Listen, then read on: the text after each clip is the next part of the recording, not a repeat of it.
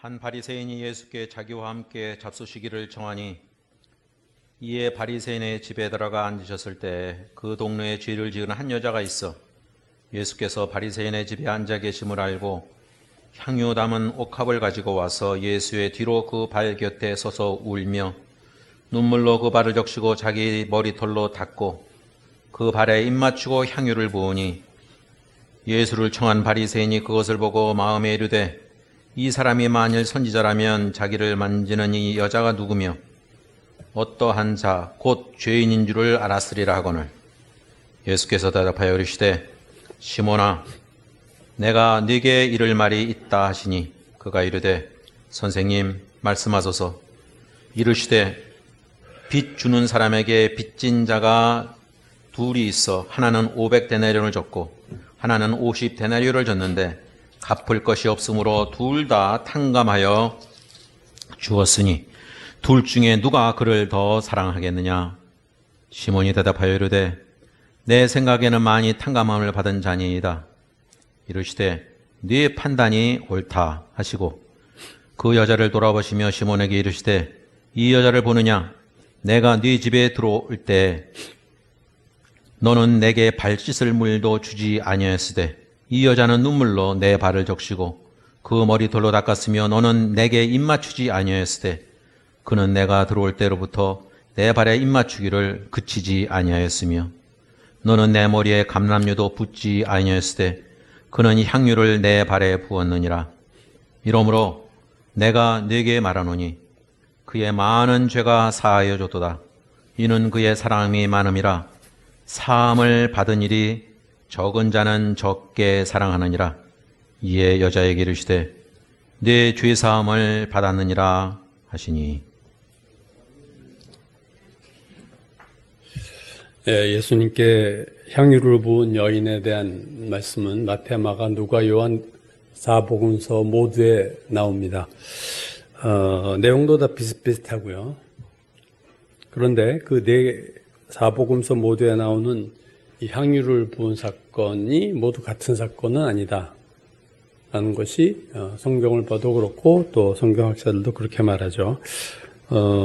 마태와 마가와 요한복음은 하나로 많이 보는데 오늘 누가복음 7장은 세 복음서에 나온 사건과는 다른 사건이다.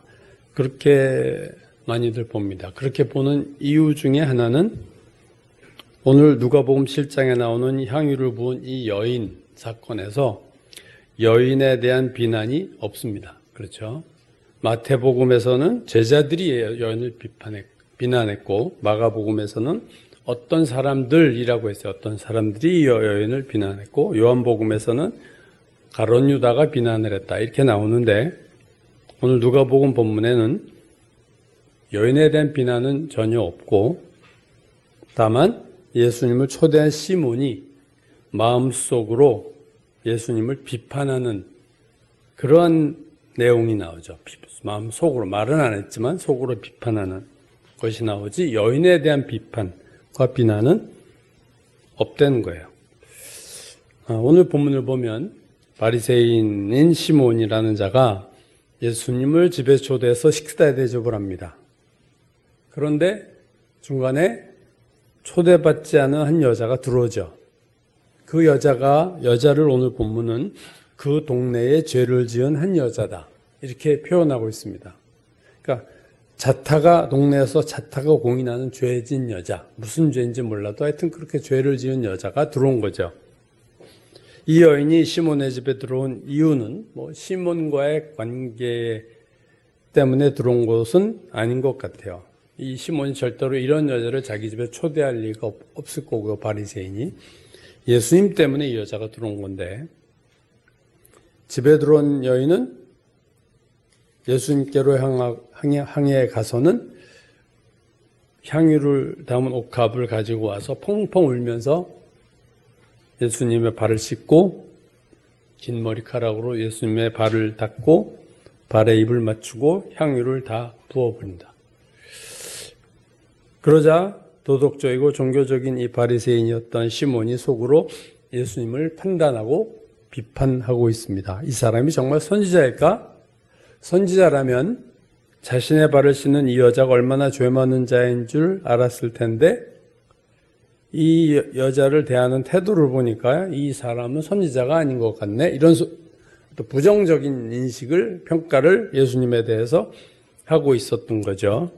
그러자 예수님은 시몬을 불러서 내가 너한테 할 말이 좀 있다 하고 시몬을 부르시자 시몬이 말씀하소서 하고 하자 한 얘기가 하나의 비유입니다.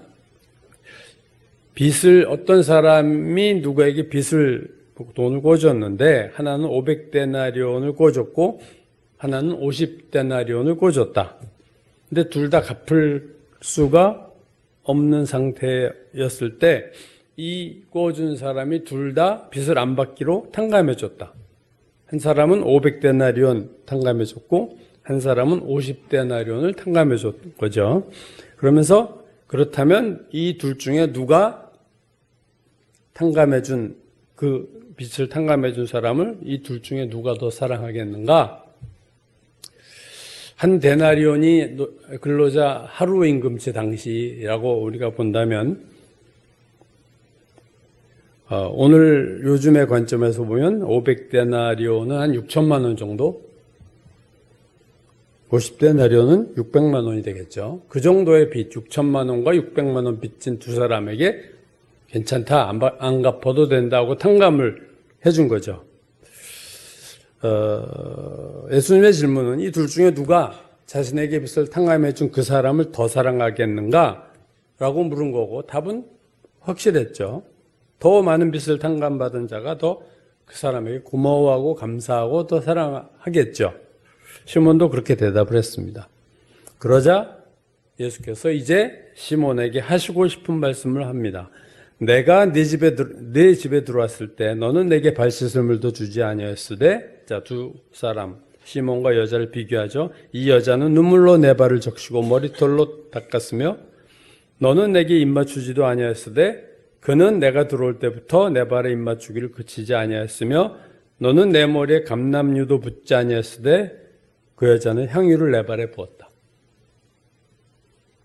시몬은 자기가 초대를 해놓은 사람으로, 식사를 초대한 사람으로서 예수님에게 배려해야 할 가장 기본적인 배려도 하지 않았어요. 그러니까 발 씻을 물을 주는 거는 가장 기본적인, 그 당시에 기본적인 배려죠. 왜? 맨발 샌들을 신고 다니니까 발이 다 먼지가 묻으니까 집에 들어올 땐 누구에게나 발 씻을 물을 주는데 그 물도 안 주고 기본적으로 인사할 때 허그하면서 입맞추는 그것도 하지 않았고 이 기본적인 배려도 안 했으니 당연히 더 큰 환영인 감람유를 머리에 붓는 거, 그건 아주 더 극진한 대접의 표시인데 그거는 당연히 안 했겠죠. 반면 이 여인은 눈물로 예수님의 발을 적시고 자신의 머리털로 발을 닦았다. 물이 아니라 눈물로. 입맞춤이 아니라 예수님의 발에 입맞춤을 했다. 그것도 쉬지 않고 발에 입맞춤을 했다. 또 감람유와는 비교할 수 없는 값비싼 향유를 예수님 발에 부었다. 아주 대조되는 두 사람의 예수님에 대한 태도가 아주 극하게 대조되고 있습니다. 왜 시몬은 자신이 초대한 예수님에 대한 기본적인 얘기도 갖추지 않았을까? 아마 예수님을 식사에 초대한 목적이 별로 좋은 것이 아니었을 거. 그러니까 고맙고 해서 식사 대접을 하는 것이 아니라 뭔가 또 꼬투리를 잡고 논쟁을 할 거리를 잡으려고 아마 초대했을 것으로 예상이 됩니다. 그러니까 긍정적이지 않은 마음으로 예수님을 식사 대접에 초대했으니까 발 씻을 물도 안 줬겠죠. 아주 자기의 마음이 다 드러나는 거예요. 이 모든 것에서. 다음 그림을 한번 보시면요. 이게 17세기 독일의 유명한 화가죠. 루벤스가 그린 그 그림의 제목이 거기 나오죠. 바리새인 시몬의 집에서의 잔치입니다. 오늘 본문을 얘기하는 그림이에요. 아주 정확하게 오늘 본문을 대한 그림인데, 이 루벤스는 아주 뛰어난 인물이라고, 외교관이기도 하고, 언어도 여러 개의 언어들을 능통하고, 아주 재주가 많은 화가다. 그렇게 보죠. 이 루벤스. 자, 거기에 보면 이제 여러 사람이 나오는데 다음 화면 하나 더 보시면요. 별이 두 사람을 비교했어요. 제일 왼쪽에 앉아 있는 것이 이제 시몬으로 보고 아래에 나오는 그 여인이 이제 나오는데 시몬이 바리새인인데 경건한 얼굴이 전혀 아니라 이게 되게 험상궂어요. 그죠? 그 옆에 앉은 사람도 뭐 별로 인상이 좋지만 산도족 같은 얼굴들을 하고 앉아 있는데 인상들이 안 좋은 사람이고 여자는 노출이 되게 심한 그림을 그렸어요. 루벤스가. 노출이 심하다는 것은 이 여자가 뭔가 죄진 여자라는 것을 이제 보여주는 그림이죠. 그러니까 아마 몸을 더럽히는 일을 했을 수도 있고요. 그래서 몸을 노출한 여자로 이제 오늘 이 그림이 나왔습니다. 바리새인과 예수님의 발을 씻은 이 여인의 비교. 이 그림이 참 성경을 다 알고 그린 것임에 분명합니다. 루벤스가 성경의 내용을 완전히 이렇게 독파하고 그 흐름을 놓치지 않고 그 흐름을 그림에 이렇게 나타낸 것 같아요. 자, 이제 여기서 오늘 설교 제목이기도 하죠. 질문이 하나 나옵니다. 이 둘 중에 누가 더 죄인인가 하는 거죠. 바리새인 시몬과 예수님의 발을 씻은 여인 둘 중에 누가 더 죄인인가? 객관적인 죄는 물론 여인이 더 많아요. 예수님도 이렇게 말씀하셨어요. 이러므로 내가 네게 말하노니 그의 많은 죄가 사여졌다. 그 여자의 많은 죄. 예수님도 그 여자의 죄가 많다고 말씀하셨어요. 많은 죄가 사여졌다. 그러나 예수님에 대한 태도, 예수님을 대하는 것의 관점에서 보면 여자는 예수님에 대해서 최고의 대접을 한 반면 인간이 할 수 있는 최상의 대접을 한 반면에 시몬은 최하의 대접을 예수님에게 했다. 최소한의 예의도 갖추지 않은 식사 대접을 이 시몬이 했다는 거죠. 시몬의 죄는 예수님께 무엇을 하지 않은 죄예요. 오늘 본문에 보면 내가 내 집에 들어왔을 때 너는 내게 발 씻을 물도 주지 아니하였으되 주지 않았어요. 안 하는 죄. 이 여자는 눈물로 내 발을 적히고 그 머리털로 닦았으며 너는 내게 입맞추지 아니하였으되 아니한 죄. 입맞춤을 안 한 죄. 그 여자는 내가 들어올 때부터 내 발에 입맞추기를 그치지 아니하였고 너는 내 머리에 감람류도 붓지 아니하였으되 안 한 것이 세 가지죠. 오늘 이 시몬이 해야 될 발 씻을 물도 주지 않고 입맞추지도 않고 감람류도 붓지 않고 안 한 죄. 무엇을 예수님께 해야 될 기본적인 것도 안 한 죄. 그러니까 이 식사 분위기는 아마 결코 화기애애한 분위기는 아니었을 것으로 여겨집니다. 루벤스도 그림에서 그런 분위기가 나오지 않습니까? 험악한 얼굴들을 하고 여자는 완전히 예수님 발밑에서 아주 헌신을 하는 모습이고요. 자, 누구의 죄가 더 클까? 세상적인 죄를 많이 지은 여자일까? 아니면 예수님에게 기본적인 예의도 갖추지 않고 예수님을 무시한 시몬의 죄가 더 클까? 전에도 한번 제가 말씀드린 것 같은데 돌스토이 러시아의 대문호라고 불리우는 돌스토이의 그 인생의 길이라는 책에 죄에 대한 파트가 있어요. 죄. 거기에 하나의 이야기가 나오는데 두 여인이 마을의 큰 어른을 찾아가서 이제 가르침을 받으러 왔어요.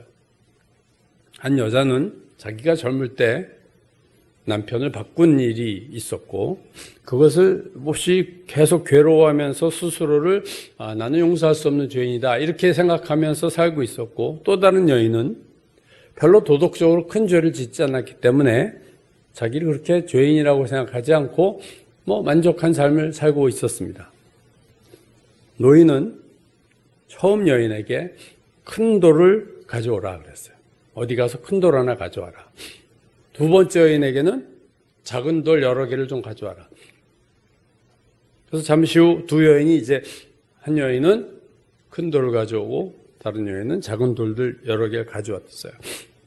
그러자 두 여인에게 노인은 다시 그 돌을 제자리에 갖다 둬라. 그러자 큰 돌을 가졌던 여인은 제자리를 제대로 찾아서 다시 갖다 놨어요. 왜? 그거 하나 들고 온다니까 어디인지 알 거 아니에요. 그래서 큰 돌을 제자리에 갖다 놨는데 여러 개 작은 돌을 주워왔던 여인은 제자리가 어딘지를 알 수가 없어서 제대로 그 돌들이 원래 가져왔던 자리를 기억하지 못하고 있었습니다. 그 노인이 이렇게 말했어요. 죄도 마찬가지다. 큰 죄에는 반성이 있지만 작은 죄들에 대해서는 다 잊어버려서 반성도 없다. 우리식으로 말하면 큰 죄는 회개를 하지만 작은 죄들에 대해서는 회개가 없다. 그냥 넘어가. 뭐 그럴 수 있지. 그러면서 큰 돌을 가져온 여자에게 큰 돌을 가져온 너는 한때 내가 지은 죄를 늘 기억하고 양심의 가책에 겸허하게 견디어 왔으나 작은 돌을 가져온 너는 비록 하찮은 것 같아 보여도 내가 지은 작은 죄들을 모두 잊고 살아왔다. 그리고 뉘우침 없는 죄의 나날을 보내는데 익숙해져 버렸다. 그렇게 얘기를 했습니다. 너는 다른 사람의 죄에 대해서는 이것저것 말하면서 다른 사람의 죄들을 지적하면서 자기 자신은 더욱 깊은 죄에 빠져 있는 것을 모르고 있다. 돌스토이가 말한 큰 돌과 작은 돌은 인생에서의 큰 죄와 작은 죄를 의미하죠.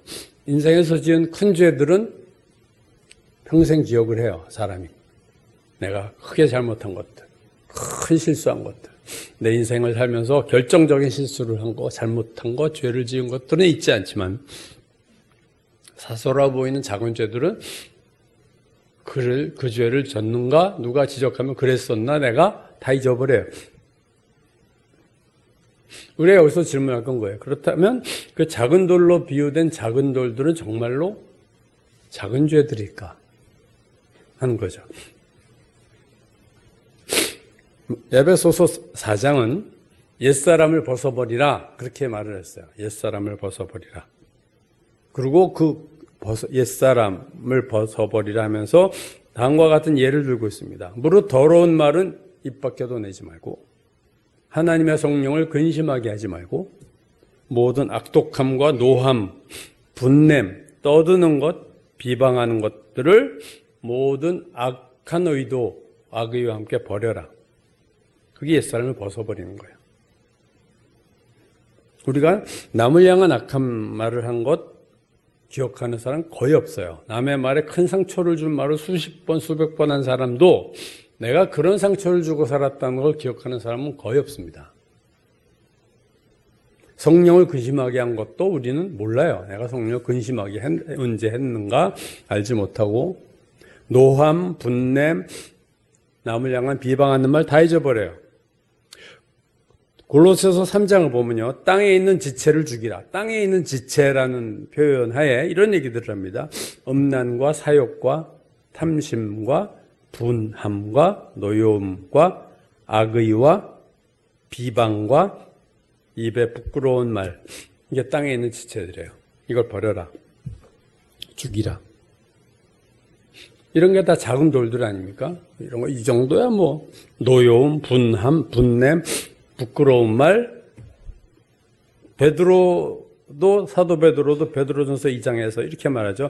그러므로 모든 악독과 모든 기만과 외식과 시기와 모든 비방하는 말을 버리고 에베소서 5장 어리석은 말과 희롱의 말이 마땅치 아니하니. 작은 죄들에 대한 내용을 보면 말에 대한 부분이 상당히 많음을 알 수 있어요. 더러운 말, 떠드는 것, 비방하는 말, 부끄러운 말, 어리석은 말, 희롱의 말. 그래서 야고보는 듣기는 속히 하되 말하는 것은 더디하라. 말을 빨리 하는 사람들은 항상 말로 죄를 짓게 돼 있어요. 말은 더디해라. 한번 브레이크를 잡고 얘기를 해라. 브레이크 없이 말하는 사람들, 그냥 생각나면 말하는 사람들은 항상 말로 많은 죄를 짓고 삽니다. 그래서 듣기는 빨리 알아들어야 돼. 이건 빨리 알아들어. 뭔 소리인지 모르고 살면 이것도 참 인생이 어려워지죠. 듣기는 속해하되 말하는 것과 성내는 것은 화내는 것은 더디해라. 참고 참고 참으라. 화난다고 바로 성질내고 그렇게 살지 말아라. 그 얘기죠. 이 말에 대한 죄는 교회라고 예외일 수가 없어요. 아니 오히려 교회 안에서 말들이 더 많다는 얘기를 세상에서 하죠. 교회 참 말이 많은 게 교회다. 누구 비난하는 말, 비방하는 말, 조롱의 말, 시기하는 말. 저는 이 다음에 우리가 그리스도의 심판대 앞에 설 때 이 말에 대한 심판이 분명히 있을 거라고 저는 생각해요. 그래서 말조심을 해야 됩니다, 여러분. 하나님이, 우린 잊어버려도 하나님이 다 기억하세요. 우리가 했던 말들에 대해서. 그래서 우리가 저 그런 말 한 거 없습니다. 그러면 아마 비디오 하나 틀어주실 것 같아. 네가 이랬어? 그때는 기억나겠죠? 아, 내가 그때 저런 말을 했네. 끔찍하네. 말에 대한 것이 작은 죄다. 그렇게 우리는 여겨서 말에 대해서는 별로 회개도 하지 않습니다. 왜? 작은 돌들이니까. 뭐 사람이 다 그런 거 아니야? 말에 실수가 없는 사람이 어디 있어? 이러면서 합리화하면서 다 넘어가요. 그러나 하나님 보실 때에 이 악한 말, 분노 이런 것이 결코 작은 돌일까? 작은 죄일까 하는 거죠. 1950년대 유명한 명화 중에 자이언트라는 영화가 있어요. 엘리자베스 테일러가 나오고 록 허드슨 나오고 제임스 딘 아주 유명한 3명의 배우가 나와서 3시간 20분이 넘는 긴 시간 아주 참 재미있게 저도 몇 번 본 영화 중에 하나인데 아카데미 감독상을 받았고 나무주연상, 여우주연상, 나무조연상 등 10개 부분에서 아카데미상에 노미네이트, 지명이 됐어요. 상은 못 받았지만 후보로 올랐던 거죠. 그만큼 유명했고 슈퍼맨이 나오기 전까지는 영화로 벌어들인 매출액이 최고였던 영화. 그래서 가장 돈을 많이 벌었던 영화이기도 하고 또 이 자이언트 영화의 주제가가 참 명곡이죠. 이 주제가도 참 멋있어요. 저도 이 주제가 참 좋아합니다. 요즘 얼핏 보니까 케이블 TV에서도 이 영화를 몇 번 하더라고요. 그러니까 요즘 계속해서 반복적으로 틀어주는 것 같아요. 이 자이언트라는 영화의 배경은 텍사스입니다. 록 허드슨 소유인 목장이 자동차로 며칠을 돌 정도로 크고 그 이 사람 록 허드슨 집에 기차역이 하나 있을 만큼 대단한 영토, 땅을 가진 땅 부자예요. 목장이지만 거기서 제임스 딘은 그 목장에서 일하는 일꾼이고 좀 삐딱해요, 사람이. 근데 록 허드슨의 누나가 죽기 전에 이렇게 사람들에게 자기 직원들에게 땅을 조금씩 이렇게 나눠준 게 있는데 이 제임스 딘이 물려받은 이 땅에서 석유가 터집니다. 그래가지고 부자 정도가 아니라 재벌이 됐어요. 록 허드슨의 그 농장과는 비교할 수 없는 부자가 된 거죠. 그래서 역전이 완전히 돼서 매일 록 허드슨한테 매도 맞고 막 서로 붙어서 싸움도 하고 이런 안 좋은 관계였던 그가 대재벌이 되는 것을 볼 수 있습니다. 영화를 보면 제임스 딘이 이제 자기가 땅을 받은 데서 막 석유가 나오고 석유 시추하는 장면이 나오는데 석유가스가 좀 나오다가 처음에는 나중엔 작은 구멍에서 석유가 천정을 뚫고 팍 하늘로 솟아오르는 장면. 그래서 석유를 막 시커먼 석유를 뒤집어 쓰면서 막 기뻐하는 제임스 딘이 그 장면이 참 인상적이에요. 작은 구멍이지만 거기서 석유가 나왔다는 것은 뭘 말합니까? 그 밑에 엄청난 석유층이 있다는 거 아니에요.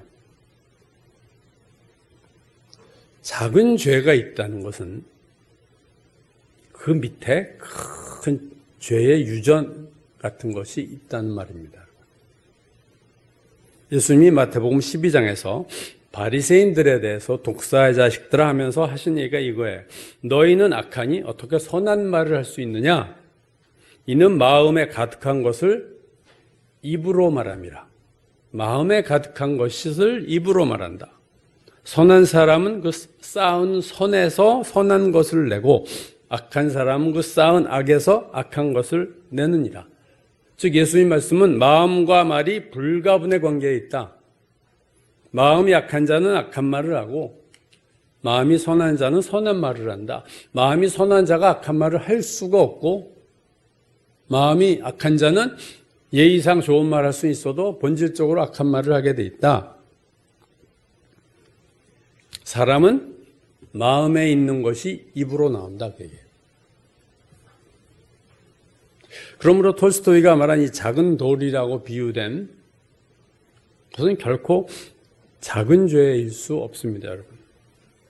석유 시추 작은 구멍에서 석유가 나온다는 것은 그 밑에 큰 유정이 있음을 보여주듯이 내가 입으로 악한 말을 한다는 것은 내 마음에 넓은 그 악한 층이 내 마음속에 자리를 잡고 있다는 하나의 지표인 겁니다. 톨스토이는 큰 돌, 눈에 보이는 큰 죄를 큰 돌이라고 얘기했지만 큰 돌보다 더 무서운 것은 눈에 보이지 않는 큰 돌입니다. 마음 속에 있는 큰 돌. 네. 객관적으로 누구의 눈에도 보였던 큰 죄보다 더 무서운 것은 아무도 보일 수 없고 본인도 모르는 것인데 마음속에 있는 큰 돌, 큰 죄가 있어요. 이거는 답이 없는 겁니다. 답이 없어요. 이 죄는. 밖에 차라리 드러나는 게 축복이에요, 여러분, 죄가. 이게 드러나지 않고 마음속에 큰 돌이 있으면요. 이게 자기의 일부가 됐어요. 그 큰 마음속에 있는 큰 죄가. 그게 바로 나예요. 그래서 나한테 안 보여요. 나한테 인식이 되지 않는 죄입니다, 이거는. 그래서 절대로 평생 가도 이게 죄라고 생각하지 않고 평생을 살게 되는 사람들이 허다하고 부지기수예요.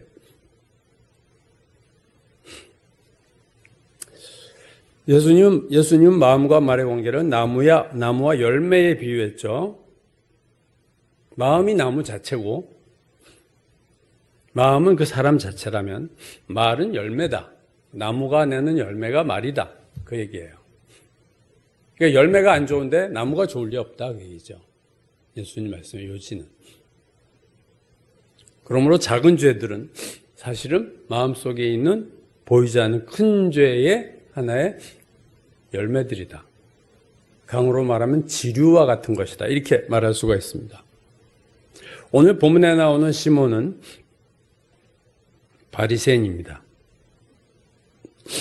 자, 이 바리새인인 시몬이 예수께 하지 않은 것이 있었죠. 발 씻을 물도 안 줬고 입맞춤도 하지 않았고 감람유도 붓지 않았어요. 그 예수님께 하지 않았던 것들의 밑에 있는 그 시몬의 마음 깊숙한 곳에 있는 것은 예수님에 대한 부정적이고 불신적이고 적대적인 마음이 있었어요. 그것의 외부로 드러난 표현이고 그건 작은 것처럼 보일 수 있어요. 그냥 물 안 줄 수도 있지. 잊어버렸을 수도 있지. 이렇게 합리화시킬 수 있고 얼마든지 디펜스를 할 수 있겠지만 사실은 그것은 그 밑에 있는 그 마음속에 있는 시몬의 마음속에 있는 큰 죄가 있음을 보여주는 하나의 단편적인 사실에 결국 불과한 거죠. 그 시몬의 마음에는 큰 보이지 않는 죄가 있었어요.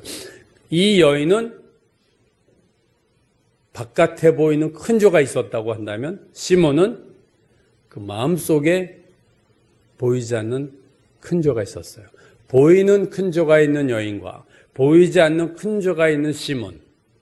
누가 더 큰 죄일까? 이 바리새인과 오늘 죄 있는 여자를 오늘 본문은 비교를 했는데 성경 복음서를 보면요.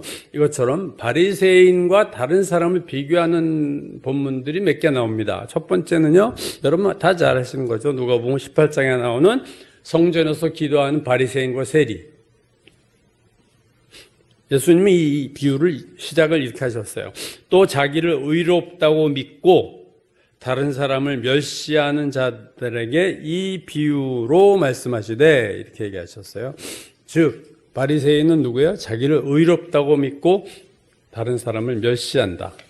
자기가 죄가 없다, 의롭다 이렇게 생각하기에 다른 사람을 멸시하는. 그래서 바리새인은 기도도 나는 구별된 자야. 그래서 이렇게 따로 서서 따로 기도했다 이렇게 성경이 말하고 있고요. 그러면서 뭐라고 기도합니까? 하나님, 나는 다른 사람들처럼 토색이나 불이나 간음하는 자들 그런 사람들처럼과 같지 않고 저기서 기도하는 저 세리와도 저는 같지 않아서 너무너무 하나님 감사합니다. 감사기도를 드렸다고 그랬죠.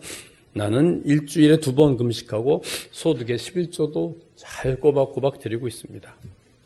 이 바리새인의 기도 속에 자신을 높이는 자기의 교만이 가득해요. 나는 죄를 짓지 않는다. 저 사람들처럼 죄 짓지 않고 오히려 칭찬받을 일을 많이 한다. 금식과 11조 같은 거 잘한다. 감사기도에는 다른 사람에 대한 멸시가 가득한 감사. 감사의 내용은 다른 사람들을 아주 인간 이하로 요즘식으로 개돼지로 하는 표현들이 나오고 있습니다. 반면 세리도 멀리 떨어져서 기도했어요. 왜? 자기가 죄인이라고 생각해서 보통 사람들로 있을 만한 내가 아니다. 그래서 떨어져서 멀리 서서 눈을 하늘도 쳐다보지 못하고 가슴을 치면서 하나님 이 죄인을 불쌍히 여기소서 이렇게 기도하죠. 예수님은 이 사건의 결론을 내셨어요. 내가 너에게 이르노니 저 바리새인이 아니고 이 사람 세리가 의롭다 하심을 받고 그의 집으로 내려갔다. 객관적으로 세리의 죄가 훨씬 많죠. 이거 자타가 공인하는 거예요. 세리가 훨씬 죄를 많이 짓고 남의 돈 떼어먹고 돈 세금 받으면서 얼마나 비리 부분이 많아요. 바리새인은 구체적으로 지은 죄가 잘 안 잡히는 사람입니다. 근데 하나님이 바리새인의 기도는 받아들이지 않으시고 세리의 기도를 받아들이셨다. 세리의 기도를 받고 그를 용서하셨다. 그러면서 예수님이 무릇 자기를 높이는 자는 낮아지고 자기를 낮추는 자는 높아지리라. 그 말씀을 하셨어요. 세리는 자신의 죄가 무엇인지 너무 잘 알고 있어요. 큰 돌을 가져온 여인과 같은 거죠. 바리새인은 자기가 죄인이 아니라고 생각하고 있어요. 작은 돌조차 없다고 생각할지 모르겠어요, 자기를. 또 하나의 비유는 바리새인과 또 다른 사람의 비유 중에 하나는 요한복음 9장에 보면 실로암 사건, 우리 큐티할 때 이제 나오는 거죠. 날 때부터 맹인이었던 자의 눈을 예수께서 뜨게 하셨어요. 그러자 난리가 나죠. 소경이 눈을 떴다는 거는 옛날이나 지금이나 불가능한 일인데 그때야 오죽했겠어요. 의료가 발달하지 않은 그 시대 눈을 태어날 때부터 소경이었던 그것도 그가 눈을 떴어요. 그래서 사람들이 데리고 바리새인에게 가서 이 사람이 눈을 이렇게 떴습니다. 이 바리새인들이 그 눈 뜬 사람과 논쟁이 이제 벌어지는데 눈 뜬 자가 예수님에 대해서 긍정적으로 말하자 바리새인들은 그 화가 나서 눈 뜬 자에 대해서 죄 가운데 태어난 내가 우리를 가르치려 하느냐 하면서 쫓아내. 죄 가운데서 태어났다 너는 죄가 많아서 태어날 때부터 소경이 된 거야. 그런 주제에 우리에게 예수님이 좋은 사람이라고 하면서 쫓아냈어요. 자, 이 쫓겨난 눈뜬 자를 예수님이 다시 만나죠. 그리고는 이렇게 말씀하세요. 내가 심판하러 이 세상에 왔으니 보지 못하는 자들은 보게 하고 보는 자들은 거꾸로 맹인이 되게 하려 함이라. 보는 사람은 맹인으로 만들고 맹인은 눈을 뜨게 만들겠다 그 얘기예요. 그러자 이 말씀을 들은 바리새인이 말하죠. 당신 말은 우리도 맹인이란 말이냐? 그러자 예수께서 이렇게 말씀하셨어요. 너희가 맹인 되었더라면 죄가 없으려니와 본다고 하니 너희 죄가 그대로 있느니라. 자기가 맹인이 아니라고 생각하니까 너는 죄가 그대로 있는 거야. 내가 맹인입니다. 그러면 회개하고 용서함 받을 수 있는데 나 눈 다 봅니다. 나는 맹인이 아닙니다. 이렇게 말하니까 너희 죄가 그대로 있다. 회개가 안 됐으니까 당연히 그대로 있겠죠. 자기가 죄인인데 그렇게 생각하지 않는 이 맹인은 나는 죄가 없어 라고 생각하는 사람은요, 절대로 회개할 수 없습니다. 회개는 누가 하는 거예요? 아, 내가 죄인이구나 라는 것을 인식하는 자만이 회개하는 거예요. 회개는 아무나 하는 게 아닙니다. 근데 나 뭐 잘못한 거 없어. 인생 잘 살았고, 나 훌륭한 삶을 살았고, 남을 도와주고, 뭐 그러면서 자기가 지은 작은 죄들이 널널하게 많은 사람은 절대로 회개할 수 없어요. 자기 의의가 가득하기 때문에. 또 하나, 바리새인과 또 다른 사람 비유가 나오는 게 있죠. 이거 요한복음 8장에 나오는 이 현장에서 가늠하다 잡힌 여인의 경우죠. 이 말씀 가지고 한번 제가 최근에 말씀을 전했던 것 같아요. 거기 보면 서기관들과 바리새인들이 또 나와요. 바리새인이 안 나오는 데가 없어요. 이 서기관들과 바리새인들이 가늠하다 잡힌 여자를 질질 끌고 예수님한테 데려와서 물은 거죠. 모세율법은 이런 여자를 돌로 치라고 했는데 당신은 뭐라고 말할 수 있느냐? 잡아 넣으려고, 고소하려고. 그러자 예수님이 참 이 본문의 성경에서 참 특이한 구절이에요. 몸을 굽혀 손가락으로 땅에 무언가를 쓰셨다. 예수께서 하신 행동 중에 가장 기이한 저는 행동 중 하나라고 생각합니다. 몸을 구부려서 땅에 손가락으로 뭔가 썼어요. 무슨 글자 쓰셨는지는 아무도 모르죠, 물론. 쓰고 계셨는데 계속 그들이 이제 이거 쾌를 잡았다 하고 계속 물어보는 거예요. 대답하셔. 당신은 이런 여자에 대해서 어떻게 뭐라고 말하겠느냐? 모세율법은 돌로 치라고 하냐? 당신 뭐라고 얘기? 계속 질문을 해대 집요하게 묻자 예수님이 이 말씀 한마디 하셨어요. 너희 중에 죄 없는 자가 먼저 돌로 치라. 그 말씀한 후 또다시 몸을 구부려서 땅에 뭔가 계속 쓰고 계셨어요. 근데 놀라운 일이 일어나죠. 그들이 이 말씀을 듣고 양심의 가책을 느꼈다. 이건 정말 놀라운 일이에요. 그래서 어른으로 시작해서 젊은이까지 하나씩 나가고 오직 예수와 그 가운데 서는 여자만 남았더라.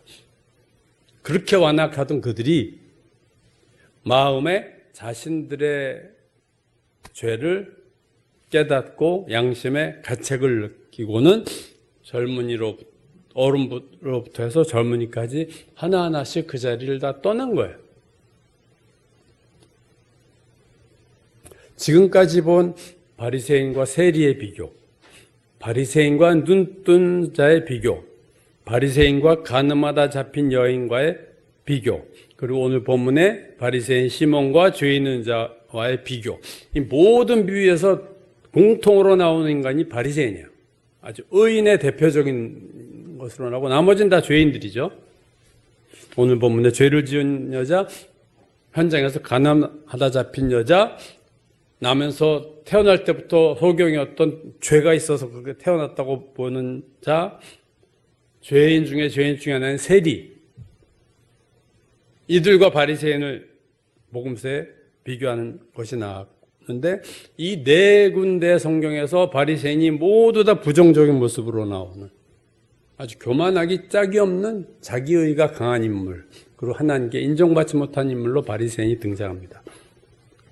반면 바리새인과 비교되는 사람들은 모두 죄인들인데 이쪽 사람들은 다 하나님께 은혜를 받은 사람이에요. 왜 바리새인이 문제인가? 그들은 종교적인 외적인 행위를 근거로 자기를 의롭다고 보고 있기 때문에 자기의 내면의 죄를 인정하지 않고 보지도 못합니다. 이러한 바리새인의 모습을 예수님은 회칠한 무덤이다. 아주 적절한 비유죠. 회칠한 무덤.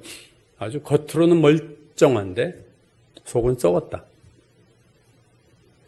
여러분, 우리가 자칫하면 특히 내가 옳게 산다고 난 정말로 평생을 잘 살았다고 하는 사람 중에 회칠한 무덤이 많습니다. 사실. 정말 옳게 평생 살았는지는 하나님 앞에 가서 할 얘기예요, 우리가. 하나님이 우리가 얘기 안 해도 다 얘기하실 거예요. 내가 굳이 그렇다고 얘기할 필요도 없어요. 복음서에 나오는 바리새인은 보이는 큰 돌은 없어요. 보이는 큰 죄는 없어요. 그러나 그들은 보이지 않는 죄, 보이지 않는 큰 죄, 그러니까 그 속에 자리 잡고 있어요. 이건 아무도 못 봐요, 이 죄는. 사람들도 못 보고 나도 못 봐. 이 심각성이 여기에 있습니다. 그리고 그 내 안에 있는 악한 큰 돌의 죄, 큰 돌과 같은 큰 죄가 가끔 우리의 말투나 우리의 행동이나 이런 데서 작은 구멍에서 소기가 나오듯이 속에 있는 것들이 이렇게 불쑥불쑥 나타나고 있어요. 근데 본인은 그건 다 사소한 거야. 이렇게 합리화하고 내면의 큰 죄를 인정하지도 않고 보지도 못하고 영적 소경으로 살아가는 거예요. 이런 바리새인과 같은 사람이 어떻게 변화될 수 있는가? 저는 그게 그 요한복음 8장 실로암 사건과 요한복음 9장의 가늠하다 현장에서 잡힌 여인의 사건이 보여주고 있다고 생각합니다. 요한복음 8장 실로암 사건에서 그들이 예수님 마지막 하신 말씀, 눈이 떠지는 것. 내가 본다고 하니 그들의 죄가 아직 있다. 그러니까 눈을 떠야 되는 거예요. 이 부분이 해결하려면 내 눈이 떠서 내가 그동안 내 죄를 못 봤구나. 내가 맹인처럼 살았구나. 라는 것을 드디어 눈이 열리는 은혜가 와야 되는 거예요. 요한복음 9장이죠. 그게 요한복음 9장에서 실로암 사건에서 너희가 본다고 하니 아직 너희 죄가 그대로 있느니라. 근데 내가 보지 못한다. 하나님, 제가 그동안 내 죄를 보지 못했습니다. 이 고백이 일생의 후반부에 주로 터지게 되는데 죽을 때까지 이 고백이 안 터지는 사람도 있어요. 교회 직분과 상관이 없는 얘기입니다. 이 얘기는 목사도 해당되는 거고요. 이 고백, 내가 소경 맹인처럼 살았습니다. 내가 내 죄를 이렇게 큰 죄가 내 안에 있는 것을 모르고 살았습니다 하고 어느 순간 내 눈이 열려, 영의 눈이 열리는 은혜가 있어야 돼요. 또 하나는 요한복음 8장에 나오는 것처럼 예수님 말씀에 그들이 양심의 가책을 느꼈다, 그렇게 얘기해요. 양심의 가책이 느껴져야 돼요. 저는 이 가늠하다 현장에서 잡힌 여인의 사건에서 이들이 양심의 가책을 받아 스스로 돌아간 거는요, 일종의 기적입니다. 이거는 지금 이 흐름상 보면, 이 본문의 흐름상 보면은 그들은 예수님이 뭐라고 하셔도 더 막 몰아붙이고 따지고 들어서 예수님한테 막 대들어야 정상인데 갑자기 그 험한 흐름이 끊어지면서 그들이 하나씩 돌아갔다. 이거는 하나님의 역사가 일어난 거죠. 예수님의 말씀을 통해서. 성령의 역사가 일어나서 그들이 양심의 가책을 느낀 거예요.